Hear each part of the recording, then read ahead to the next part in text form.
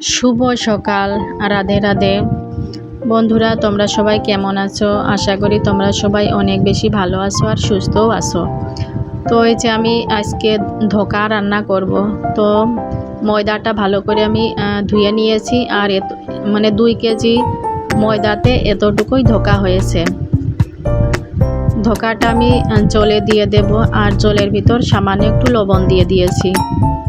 আর এই ধোকাটা আমার সেদ্ধ করা হয়ে গেছে। সেদ্ধ কিভাবে হবে বুঝবে, এরকমভাবে ভেসে উঠবে। আর এদিকে দেখো আমি রান্না করছি ডালির বড়ি। ডালির বড়িটা আমার ভাজা হয়ে গেছে। আমি এখন এটা নামিয়ে নিব।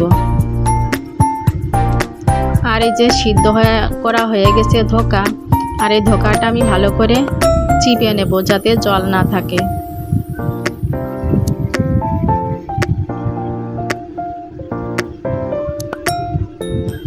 জল থাকলে ভাজতে গেলে সেগুলো জলে ছিটবে।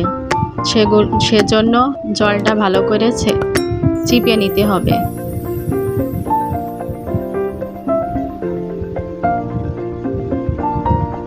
চিপা আমার হয়ে গেছে। এখন হলুদ আর লবণ দিয়ে মাখিয়ে নিতে হবে।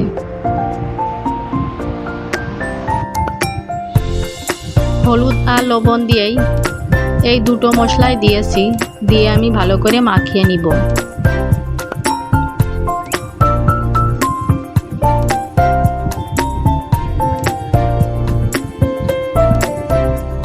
দেখো আমার মাখানোটা হয়ে গেছে। আমি এখন আলুটা ভেজে নিব।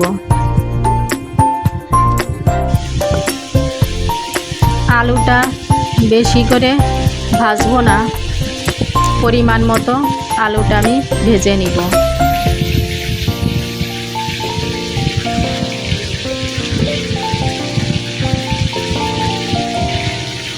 একটু ঢেকে ঢেকে ভাজবো যাতে করে আলুটা সিদ্ধ হয়ে যায়।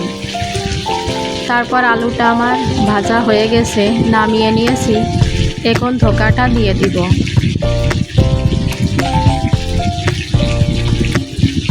ধোকাটা ভালো করে ভেজে নিতে হবে। আর এই ধোকাটা খেতে অনেক সুস্বাদু আর ভালো লাগে। যারা নিরামিষ ভোজী বা নিরামিষ খায় তারা প্রায় এই জিনিসটা ভগবানকে নিবেদন করে খেতে পারে। দেখো আমার ভাজা হয়ে গেছে। এখন আমি মশলাটা দিয়ে দিব।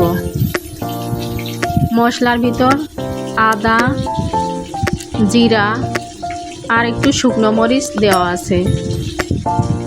আমি এখানে গরম মশলা ব্যবহার করব না, কারণ গরম মশলা বেশি তেল মশলা, এটা হচ্ছে রাজস্বিক খাবার। তাই রাজস্বিক খাবার খেলে মানুষের রাগ, হিংসা, ক্রোধ বেড়ে যায়। আর এগুলো বাড়লে আমাদের ধর্মকর্ম হয় না। সেজন্য প্রসাদ রান্না করতে গেলে কম তেল মশলা দিয়েই রান্না করে ভগবানকে নিবেদন করে গ্রহণ করা উচিত। এই মশলাগুলো দিয়ে আমি ভালো করে কষিয়ে নিব, যাতে করে যে সামান্য মশলাই দিয়েছি এটা একটু তরকারির ভিতর ঢুকে যায়।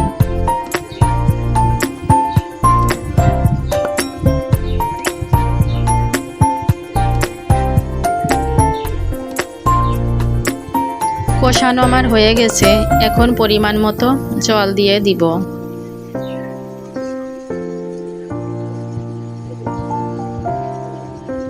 দেখো আমার রান্নাটা হয়ে গেছে। আর দেখতে যেমনই হোক না কেন, এই তেল মশলা দিয়ে কম খেলে রাজস্বিক খাওয়ারও হবে না, আর এটা স্বাস্থ্যের জন্য ভালো। তো আজকে দেখো নিবেদন করেছি ধোকা, তরকারি, চাটনি, আমের চাটনি, আর এখানে কুমড়োর একটা ঘন্ট, আর এখানে ডালির বড়ি, আর লেবু দুটো, তুলসী পাতা আর অন্য। আর তুলসী পাতা কয়েকদিন হয়ে গেল, এখন একটু শুকনো হয়ে গেছে, আবার তুলতে হবে। আর রাধা মাধবকেও দর্শন করে নাও। কেমন লাগছে রাধা মাধবকে। আর এই যে মালা দুটো আজকে গেঁথে দিয়েছিলাম সকালে, কেমন হয়েছে অবশ্যই কমেন্ট করে জানাবে।